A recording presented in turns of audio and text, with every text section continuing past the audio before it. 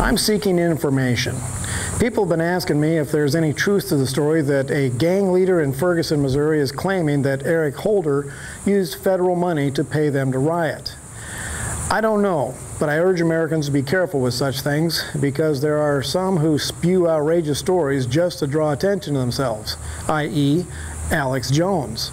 And for those of you who think that Alex Jones is a good guy, just watch the video of what he did to Michelle Malkin in Denver, and you will see that Jones is the worst kind of American. If I'd have been there, loudmouth Jones would have learned a lesson. No respectable American man treats a lady like that. I saw Michelle Malkin in Orlando a while back, and I spoke to her about that incident. She handled herself magnificently against that loudmouth bully, towering over her and screaming like a jihadi. Anyway, getting off topic here, loudmouth bullies who abuse women are one of my hot buttons. So, is there any reliable evidence that Obama's Justice Department paid people to riot?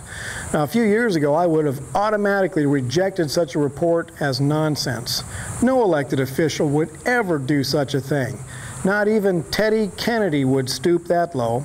But sadly, the Obama administration has broken all records when it comes to stooping low. For the first time in American history, we have a president who, I believe, would do such a thing. My concern is that if they did it once, they will probably replicate their actions in other cities.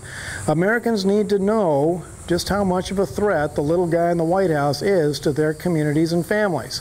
Now, if this is just Alex Jones-style BS, then good. We can all relax a little.